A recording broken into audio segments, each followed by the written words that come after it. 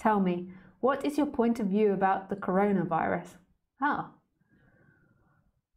Well, I don't really have like a very solid view. Like most things, I tend to be quite fluid and change my mind a lot. I have become aware in the last couple of days that I've just become aware that self-quarantine and social distancing, if the coronavirus is true and that's all happening in the world, then it's a kind thing to do for the elderly and for people that are vulnerable, because our hospitals currently in Europe, and I suspect in the whole of the world, can't look after so many people. And so people that have already got planned operations or need emergency help from car accidents or all other types of things are competing with people that have coronavirus, and we just don't currently have the setup for it. And also, like, a certain amount of these people are going to die. I think it's inevitable that if there is such a thing as a coronavirus, and it's not just all a hoax, like the governments and stock markets and something weird happening there, then we are all going to get it more than likely in the coming years at some point. And I'm sure the governments will like find a vaccine or find a way to work with it. But currently we have to stop it peaking so it doesn't overwhelm, like peaking too quickly so it doesn't overwhelm our healthcare system. Like, so if you look at Italy, like I was reading that some people in Italy, like they're getting treated in tents, you know, and they don't have like oxygen to give people because they just don't have enough, and they can't get enough oxygen tanks or oxygen masks. I think it's oxygen they're taking. You know, and that's, imagine that if that was your mum in the hospital, or your sister, or your son, or your daughter, and you know their immune couldn't fight it off, and they were beginning to get pneumonia symptoms, and they couldn't breathe properly, and then they went to the hospital and there wasn't enough resources to help them. So if the coronavirus is a thing, and that is really happening in the world, then the best thing that we can do as society, which I think that we should assume that it is actually happening to people, because if you assume that it's not, then you're not going to do it, and it's better to be helpful to society members and to socially restrict ourselves. And it's just, you know, we're just going to have to bite the bullet and put up with it.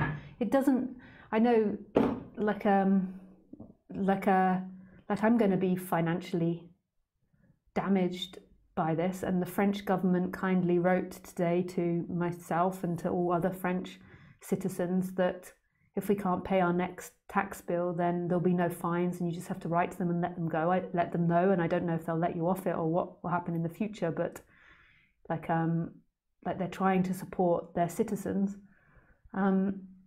So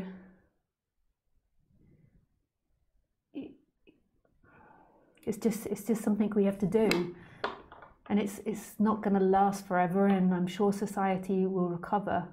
And if it doesn't, if all goes tits up, in the end it's a perfect play of this life. And the best thing that anyone could do, like psychologically, is have a really good attitude on it. So if you begin to get fear or discomfort, you recognize in the chakras, like I've taught you, and then you put them into the positive, like imagining health, imagining like goodness for others, love for others, respect, peace, like all those types of things.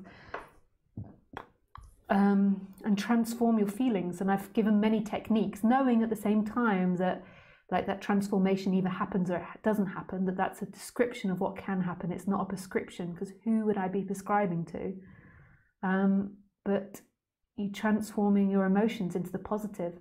The best thing you can ever do for yourself and for others is constant optimism that this is all happening for the good, and going with the flow and making the best of it. Like if you have to stay in, you make the best of it. It can be like a retreat. It can be so many things, and the money will sort itself out. Like,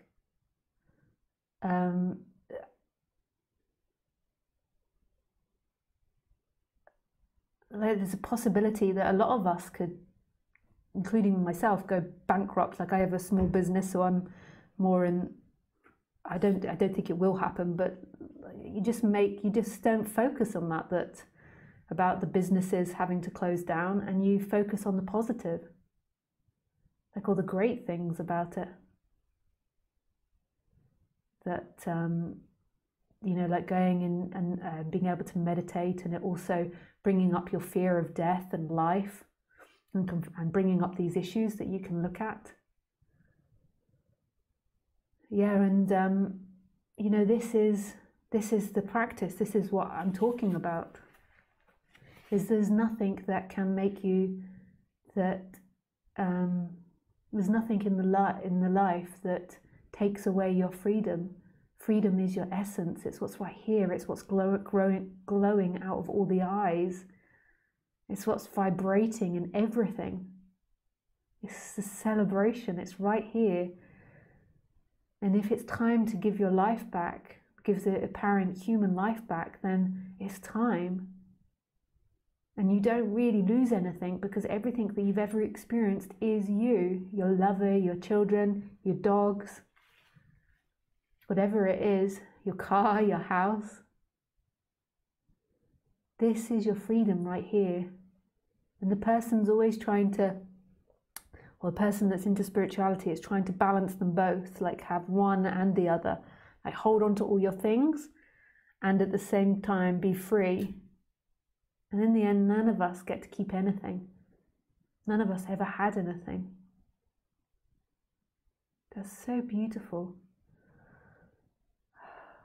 God. I'm in one of those days where it makes me cry. So beautiful, this subject. Who let the dogs out? Who? I'm sorry that I'm laughing and giggling. If anyone's suffering out there, I don't mean to laugh and giggle as if I don't care. It's just yeah, for those, I don't mean to sound like I'm laughing and joking and being juvenile, but it's like in my heart often, not all the time, like sometimes I get upset by things and get angry or tantrum, but often in my heart on the human level I feel very happy and very vibrant. And I don't mean to be insensitive. It's an effect, maybe, of this subject. And so I apologize if it seems like I'm laughing and joking at a serious subject. And it is, I mean, you can imagine there's a lot of people suffering out there and afraid. And I do have, when I imagine them, I do have empathy and compassion.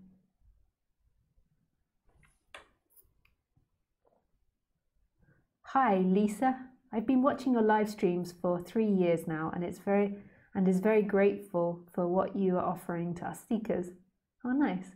I come from Denmark and everything has closed down, work, borders, and I have never felt more relaxed than now. Where is it okay to do absolutely nothing without guilt for doing nothing? I love what this virus is doing to my nervous system and blood pressure. You see? And this is a good thing, like looking on the positive side of everything. That's really cool. I also hear that it's doing wonders for the environment as well. And it's not that by looking on the positive side, it's not that you're not having empathy for people, but it's like sending out positive vibrations and positive thoughts is the best thing that you can ever do for anyone, rather than like getting yourself in a state of fear or depressed about what other people are fearing or feeling. So that's really great, Dorth. I don't know how you say your name, Dorth. Yeah.